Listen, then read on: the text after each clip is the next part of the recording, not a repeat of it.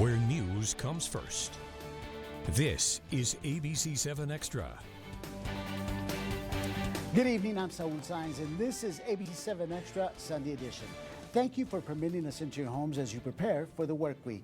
Well, ABC 7 has been bringing you exclusive reporting regarding the use of taxpayer dollars by both current and former city leaders, racking up thousands of dollars. We showed you how Representative for District 3, Cassandra Hernandez, first told you no one but her used the city-issued gas card, followed by video of her husband filling up the gas tank on his truck. Then ABC 7 showed you how one former representative racked up several $1,000s on the so-called P card, which is a city-issued credit card, racking up an estimated $7,500 on the same day. We also told you how the current city manager, who has just a few weeks left on his contract, spent hundreds of thousands of dollars on luncheons at some of the most expensive restaurants, as well as tens of thousands of dollars on special events for city staffers, one of those events totaling more than $58,000 for the You Matter program. Well, full disclosure, I've been reaching out to the city to try to get an interview with Mr. Gonzalez. He never responded to me, and we're learning he is no longer working out of City Hall, but is available to help interim city manager remotely. And once again, I reached out to District 3 Representative Hernandez. Hernandez texted me saying she has strep throat. We wish her a speedy recovery. Now, I want to welcome the guest who did accept my invitation. Joining us is former City Representative for District 6, Claudia Rodriguez. She too is listed in the auditor's report for the use of the P card, but she is here to set the record straight. Also joining us is former City Representative Emma Acosta. Ms. Acosta represented District 3 from 2008 to 2017 and termed out, meaning she was no longer eligible to run. Ms. Acosta is also one of the founding members of FOAC, the Financial Oversight and Audit Committee. And we will also be hearing from the current FOAC chairman, Representative Brian Kennedy, for District 1 later in the program. Also joining us is Jordan Norman. Mr. Norman is a certified fraud examiner and is currently with El Paso Health in the Special Investigations Unit. So let's start with you, Ms. Rodriguez. And again, I do want to thank you for joining us because you're one of the few who accepted our invitation, and actually you always accept my invitation for the most part. Let's show our viewers some of the pictures that you shared of a Halloween event. Records show you spent approximately $7,500 on this event, and the event was sponsored as well, correct? Yes, it was sponsored by a local construction company called Xtra, and they have been great for the community. They are always helping the community, always wanting to donate and participate. And this was just one of those events where I invited them to join me with District 6, and they donated $4,000 to cover the part of the $7,500. Okay. Now, were tax dollars used and were those reimbursed? $4,000 were reimbursed, and they were posted on the October 25th or 15th, I don't remember, agenda. I remember it was item 18, and they were accepted by City Council and by the city. This event started in 2020 during COVID, when I also have kids, so I understood the importance of how much fun kids have during Halloween. And unfortunately, because of COVID, Halloween was canceled, and a lot of families, their priorities were not in purchasing costumes for their children. At the time, I served the Mission Valley area, where it's one of the most underserved communities in the city, and we went ahead and started this event where we bought a bunch of costumes and we donated them along with meals to underserved kids. And every year the event just grew and grew more, and it just, to me as a mom, again, I'm very extra with my children, and I wanted to be very extra with the children of El Paso and purchase them costumes, great costumes, superhero costumes, princess costumes, whatever costumes that they wanted. And it was very emotional for me to see how much joy it brought to all the families in El Paso with these costumes. Was all that money just used on costumes, or did it have to do with the rest of the event? And one of the reasons that I ask you is because we have been reaching out to the city to try to get copies of the receipts. They provided receipts for some of the other things, but they apparently they didn't have those receipts available. Did you turn in those receipts? The receipts for the costumes? For the purchase of the costumes? Yes, every single, of course I did. Purchase. Of course I did. I had nothing to hide. Every single receipt was turned in to the city. Even last year, right before I left office, my office was audited, And we were clear. We were told that we didn't owe any receipts. And mind you, every month we have to reconcile our P cards. We have to turn in every single receipt. And that's exactly what my office did. And if there was ever any discrepancies, we were allowed to rectify it. If people had to pay back, we had to pay back. I never had any of those situations, fortunately. But I do know that every single receipt was turned in. I lost I don't have those receipts. They were turned into the city. I don't have copies of them. I'm not able to access my emails. There's no way of me getting any of this information. But at the end of the day, that money was used to give back to the community, to give back to the children, to the kids of El Paso, and I have no regrets for that. Okay.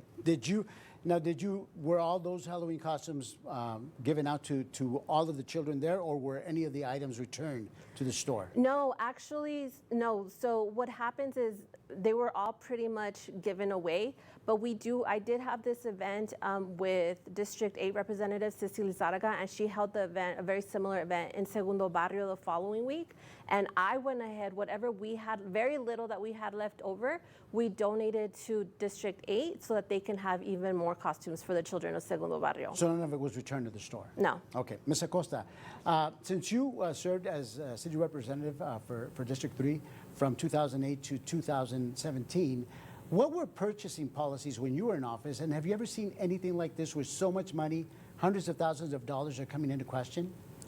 Okay, the policies were pretty basically the same. You have a P card and you have to reconcile it every month. As far as hundreds and thousands of dollars, I don't know that you reported hundreds and thousands of dollars. I remember from watching on KVIA that $7,500 from District 6 and then $3,400 from District 3, which is about $10,000, which is, and I'm gonna say this, 0.0002% of the total general fund budget of $504 million. So I don't know where the hundreds and thousands of dollars are. Now, when you talk about the city manager having the program where he incentivizes the employees, that was in the budget resolution. And the budget resolution for 2022-2023 stated that he had up to $200,000 for this program. So this is something that's very transparent, something that, you know, I mean, budget hearings are public hearings, but it was processed in the budget resolution. It's there, and he is authorized to spend that money during this fiscal year. All right, thank you so much. That's the reason I brought you on. Mr. Norman, I have to apologize. We're going to go to a break, and then we'll hear from you when we come back. You're watching ABC 7 Extra. Before we go to break, I interviewed the chairman of the Financial Oversight and Audit Committee, or FOAC for short. We spoke earlier in the week. We'll show you part of that interview, and we'll get my guest reaction when we come back. This is ABC 7 Extra Sunday edition, where news comes first. Let's talk about the P cards. Any surprises? You know, I think that there's been a couple of different things with both the gas card and the P card where the processes have been pretty loose. And I think that one of the things FOAC is committed to doing with the internal auditor is going through and tightening those systems up and just say, we have some questions. We'd like to see the receipts for these things. You know, and what is the approval process? How did some of these things get approved, whether it's travel, because we're looking at travel also. With a P card, how is it that this didn't ring a bell earlier? And some of that is there was a poor system in place, so we'll be rewriting a lot of systems. What raised your eyebrows with this P card? Because there's one instance that comes to my mind just by reviewing it. I'm not a lawyer. I'm not a member of FOAC. I'm not a representative. But when someone who has a spending limit of $3,000 and spends up to $7,000, that raises a flag for me. Well, and I think that one of the things we have to look at is where are the P cards suddenly stopped? When they hit a certain point, are they stopped? One of the things I'm suggesting is that we start having, at the end of every month, we have just for notation, a report that comes from the internal auditor that says, in the previous month, here's what each individual spent on gas, travel, and on their P card, because that way it becomes a monthly review that becomes public every month. And I think for transparency's sake, that makes sense. If every month there was a report, okay, District 1, here's where Representative Kennedy, this is what he did for travel, this is what he spent on his P card, this is what he spent on his gas card.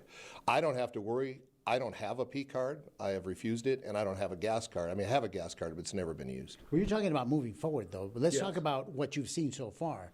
Most specifically right now, we already talked about the gas cards. Let's talk about the P cards, where theoretically, city council or city leaders should have a $3,000 spending limit, yet one person was able to go above that, up to as much as $7,500. That's one of the things that I know the internal auditor is setting up a report, and as soon as he has it finished, we'll schedule a really quick FOAC meeting for him to give the full report. And the questions are, what were the receipts, who approved it, and how is it the system was so porous that it was allowing caps to be blown?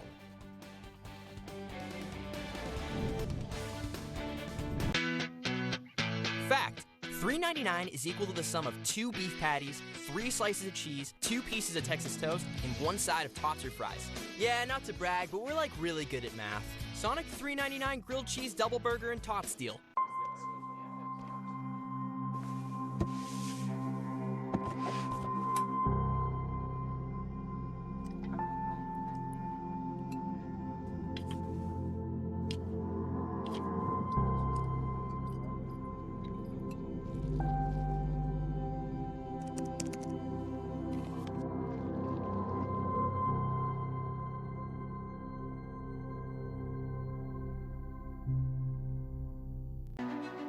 For over 47 years, the attorneys at Share Legate have been fighting and winning for our clients. For serious injury and wrongful death cases, the attorney you choose matters. Experience matters. Resources matter. And above all, results matter. The experienced attorneys at Share Legate believe every client's case should be taken seriously. No gimmicks, just results. Watch Smart Money Thursday on ABC 7 at 4 with Myro Capital Management. You'll learn how to save money the right way and make better decisions to set you and your family up for financial success. Smart Money Thursday on ABC 7 at 4, sponsored by Myro Capital Management. The most powerful block of news in the borderland. With Eric Elkin and Stephanie Valle at 5. Followed by World News Tonight with David Muir at 5:30. And capping with ABC 7 News at 6. News from the team you know and trust. ABC 7. Remember that night you spent in an igloo, sipping on a strawberry shortcake slush float with crunchy sugar crystals? Was that real? Or is that just your brain's summer vacation house? $2.99 strawberry shortcake snowball slush float. Sonic. I want to welcome back my guest. Joining us is former city representative for District 6, Claudia Rodriguez. She too is listed in the auditor's report for the use of the P card. Also joining us is former city representative Emma Acosta. Ms. Acosta represented District 3 from 2008 to 2017 and termed out, meaning she was no longer eligible to run. Ms. Acosta is also one of the founding members of FOAC, the Financial Oversight and Audit Committee. And also joining us is Jordan Norman. Mr. Norman is a certified fraud examiner and is currently with El Paso Health in the Special Units investigation, the Special Units Unit. I want to start with you this time, Mr. Norman, because we were unable to get to you during that first segment. What exactly is your job? What is it that a fraud examiner does? Sure, and I want to first start by saying thank you for having me. What a certified fraud examiner does is they do audits and investigations, and the difference between the two is an audit can typically be scheduled, where you do review policies and you review are those policies being implemented correctly at the executive level all the way down to the associate level. Investigations start with an allegation of fraud, waste, or abuse, and we also look into those as well. What raises flags for you? So with this particular instance, I can't speak on the facts of the case because I wasn't involved in the audit, but what I can say is that the auditor should have been looking at the policies and procedures, and if Mr. Kennedy is correct in saying that the policies and procedures were lax, then that's where it's from an executive standpoint, you have to go in and rewrite those policies and procedures. If he's incorrect in saying that those policies and procedures are lax and they are in fact very stringent, then it's up to those who oversee those policies to make sure that they are appropriately being carried out. Administrative staff. Correct. All right, Mr. Costa, before we went to break, you heard from current FOAC chairman, Representative Brian Kennedy, who says the system could use some tweaks. Does the responsibility of the proper use of gas and P card fall on representative, city staff, or the auditor? It falls on the city representative to make sure that it's being used properly. But one of the things I do want to state is when I went over the policy for, and I have it right here, the procurement policy, this one is written exclusively for city employees. And elected officials are not city employees. And we don't have the staff that most normal departments have. You have, if you're lucky, two. If you're not lucky, you have one individual in the office. But I will say that, you know, there has to be some training mechanism at the city that, number one, you need to revise this policy to make sure that it's for the elected officials, one. And number two, you must make sure that the individuals, that the elected officials understand the process. And three, you know, I know Mr. Kennedy, and I think the world of him, but he's been in office for 4 months. It is very strict. I mean, when I was there, it was very strict. I remember when I did my movies in the park, and I paid the vendor with a P card. Monday morning, they were already in my office saying, you can't do that. He has to set up a purchase order. You have to do all these things. So there was a lot of already of oversight. It wasn't like you just go and do it all by yourself. Now, when I did the Welcome Home Vietnam Veterans, and I needed some additional funding to use from my discretionary funds, I did put it on the agenda. So I said I need to use these funds for a specific purpose, for a public purpose, and it was approved. So, you know, there has to be a mechanism that says, okay, if it's over $1,000 or $2,000, $3,000, whatever the amount FOAC believes that it should be, then that's the amount that you should have. Right, but there are no such things in the policy. Okay, let's ask Ms. Rodriguez. Is that pretty much what you went through? And I understand that the maximum amount is $3,000, and if you need anything beyond that, you have to get approval, first of all. Secondly, is there a special holiday fund that representatives go where they can tap into those monies, obviously accumulate with the $3,000 that you have? So to answer your first question, yes, there is a 3,000 limit, and of course I got approval. There's no way that I can call my P card and call Wells Fargo, who provides these P cards, and say, hey, I need you to raise my limit. It had to gotten approval, and it got approved. By whom?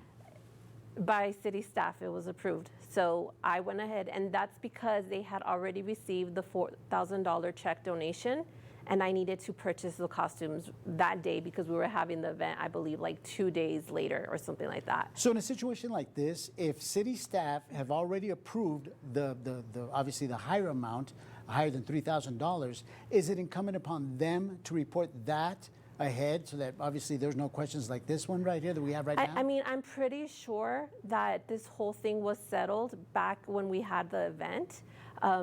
Again, the receipts were turned in immediately. I believe, I don't recall if it was on a Wednesday or Thursday, what day it was out of the week that we did the purchases for these costumes.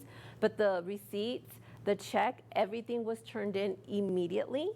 And again, you know, us as representatives, we do have that ability to be able to spend this money to give back to the community.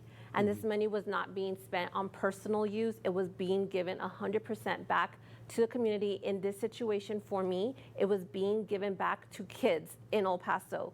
And I don't believe that anybody can be angry with that. I don't think that it's something fraudulent. Are you baffled by everything, by what's happening now, that where everyone is looking at this now and pointing fingers? I am, because what's going through your mind right now? I am, because I remember that day, the pictures that you're just showing, and we had planned this event so late in the game because we have so much stuff going on, and I thought no one's gonna show up. And I remember seeing the line at the park. It was at Marty Robbins Park, and it was so long. It was longer than we had the previous 2 years, and I just got so emotional because I was thinking of how much it meant to parents to be able to it felt like Disneyland. Like, I remember thinking, like, oh my gosh, I don't even think Disneyland has these long lines like we have right now. And they're coming here to get costumes for their children. It was something so innocent. It was something so beautiful to see the kids happy and smiling. And now we want to tell them, hey, that was wrong. We shouldn't have given you guys costumes.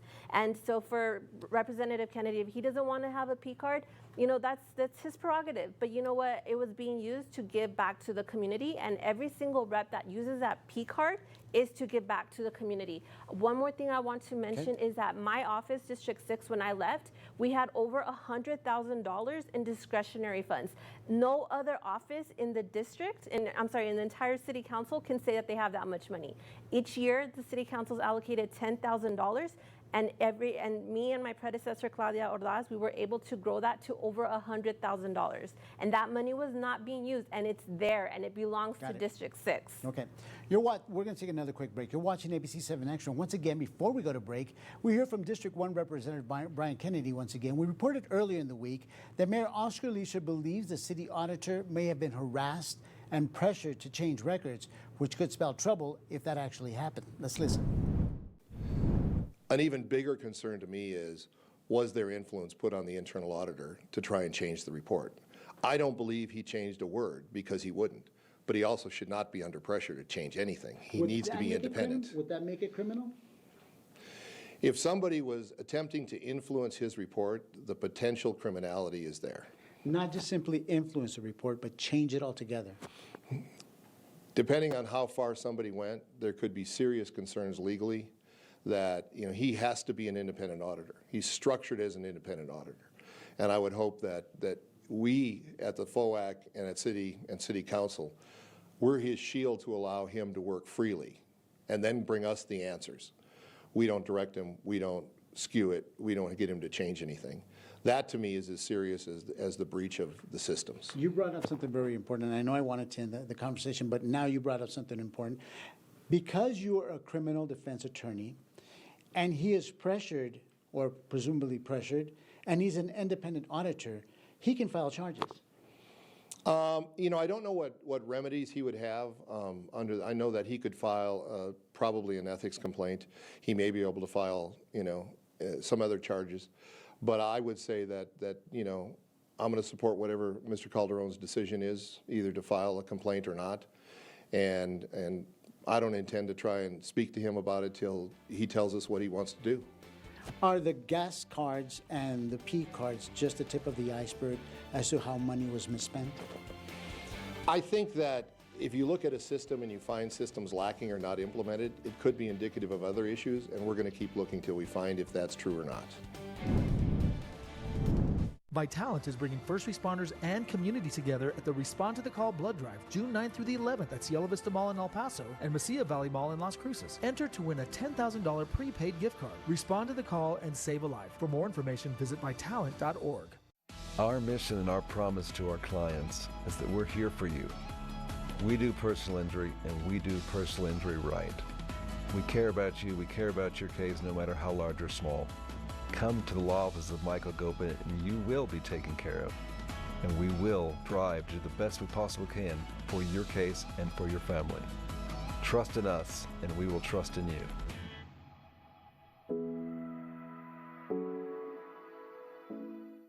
Suicide is the second leading cause of death in ages 15 to 24. Sometimes medications and therapy are just not enough. We are now offering TMS for adolescents with treatment-resistant depression. Although non-FDA approved, research and our experience have shown excellent results. Now more than ever, adolescents are dealing with peer pressure, social media, and pending adulthood. It is paramount that we provide treatments to help them succeed. Our future depends on it. El Paso TMS Clinic, healing minds and helping hearts. When you live an active lifestyle, it's important to stay healthy, and making the right choices for you and your family is everything. At Sarah Farms, we make the freshest milk products that are fortified with all the vitamins and minerals your body needs. So after your next game, run, workout, or anytime, make the natural choice and reach for a cold glass of Sarah Farms milk to refuel. Sarah Farms, local, fresh, and good for kids of all ages. Vitalant is bringing first responders and community together at the Respond to the Call blood drive, June 9th through the 11th at Cielo Vista Mall in El Paso and Mesilla Valley Mall in Las Cruces. Enter to win a $10,000 prepaid gift card. Respond to the call and save a life. For more information, visit Vitalant.org. Welcome back to ABC 7 Extra Sunday edition. I also want to welcome back my guest. Joining us is former city representative for District 6, Claudia Rodriguez. She too is listed in the auditor's report for the use of the P card. Also joining us is former city representative Emma Acosta. Ms. Acosta represented District 6 from 2008 to 2017 and termed out, meaning she was no longer eligible to run. Ms. Acosta is also one of the founders of FOAC, the Financial Oversight and Audit Committee. And also joining us is Mr. Jordan Norman. Mr. Norman is a certified fraud examiner and is currently with El Paso Health in the Special Investigations Unit. Let's start with you, Mr. Jordan, once again. You heard Kennedy's concerns. These were also concerns expressed by the mayor. How disturbing is it for you to hear that someone may have tried to influence an independent auditor, or taking it even further, that someone may have tried to get the auditor to change the reports? Yeah, for me, it's very Have you heard disturbing. this before already? This is the first time I'm hearing it. Okay. But from an auditor's perspective, I can say that there can be several instances where an auditor is pressured to change results, but as a professional, we are not to be swayed by outside speculation and outside pressure. There are specific protocols in place when we do audits to ensure that records are unaltered and leave an audit trail of what records we're looking at, how they were looked at, and if there was any manipulation done. How troubling is it to you to hear that something like this might have happened? It's very troubling for me to hear. I mean, not only as an auditor, but as a native El Pasoan, to know that city elected officials may act in an unethical way in order for news and information to be suppressed. Ms. Rodriguez, your concerns about the possibility that someone might have tried to get the auditor to change his report, that he was harassed, possibly harassed, given everything that's happened. Have you heard about something like this, and how concerning is this? I haven't heard anything. I mean, me personally, I don't know who the auditor is. I've never met the man. If you were to put him in a lineup, I wouldn't be able to pick him out. I have no idea who this person is. What I find more disturbing is the fact that I am a previously city elected official, and there's plenty other previously elected city officials, and I feel I'm the only one that's being targeted in this situation. You're not, so I find by the way. Well, I do. I feel very targeted, and I find that very disturbing. I feel like I have been defamed, I have been slandered, I've been called a fraud and a thief, a rata, and all sorts of very ugly things. By whom? And social media people. Okay. And so for me, in my opinion, I think that that's disturbing. But what I also find more disturbing is the fact that we're here looking at an event that I had with children, and we are not talking about the $30,000 that they have spent already to legally represent Representative Molinar for his sexual harassment allegations, and that they just announced that they were going to provide unlimited legal counsel for him. So the city, that's again, taxpayer money, unlimited amount on legal fees for Representative Molinar. And me, I'm here trying to help the kids of El Paso, but that's where we should be looking at. But fortunately, you are here to set the record straight, yes, which is why I Thank invited you, and which is why you accepted. Thank you. Ms. Acosta, is the gas card and P card expenditure policies, are they pretty much based on the honor program, and what do you believe needs to happen? Okay, well, first of all, I'm going to comment on Mr. Mundo. I happen to know Mundo. I think very highly of him. You're talking about the city auditor, Armando Calderon. Yes, Mr. Calderon. I think very highly of him. One of the reasons that we created FOAC was to prevent issues like this where the auditor might be intimidated, which is why he presents the information to both council, to both the FOAC and the city manager at the same time. So, I don't know whether someone, asked them to change it or whatever, but that report should not have been released before it was presented to FOAC. That's one of the things that I want to say. As far as the policies need to be written for city elected officials. The policies that you have in place, and I just showed you the document and I went through it, it is written for city employees that work there, not elected officials. So, including the gas card. And I don't have the gas card policy with me. But should we be careful with it? Yes. I mean, are we scrutinized more because we're elected officials? Yes. But again, this audit, I know it came out with some kind of inconsistencies, but I want to reiterate, it was 0.0002 of the total general fund budget of $504 million. Mr. Calderon spent 250 hours going over the P card issues. And so there's a cost to that as well. 250 hours to find $10,000. So while you were serving. Yes. So we need to make sure that the city goes back and says we're going to rewrite these policies for the elected officials, that we have a training session for the elected officials so that they understand it. They understand the yeses and the nos and what you should and shouldn't do. Because this is very vague. Going back and saying, follow what other city employees do is not right. Okay, let's ask Ms. Rodriguez. Do you get that specific type of training on the do's and don'ts? No, there wasn't a lot of training. I think especially on the fuel card, there was zero training. On the P card, it's very little. Mind you, also staff, like our staff also, they can use the P card if I'm not mistaken. Honestly, no, there isn't good training on it. So there's a lot of confusion. Yes, there is. And so I think which can lead to situations like we're seeing now. Yes, and I think that, to be fully transparent, to avoid situations where people are being accused of fraudulent behavior and all this, I think that there should be open or better training.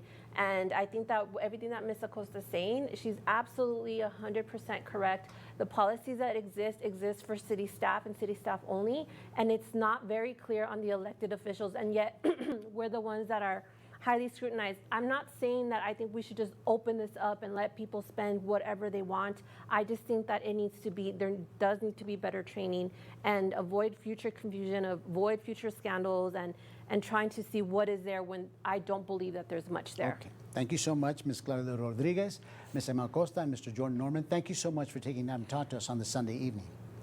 Thank you for inviting us. And I want to thank you for joining us. As you heard Representative Kennedy say, the FOA committee is anticipating more information coming out regarding expenditures, and you can count on ABC7 to follow up on any new information on how your tax dollars are being spent.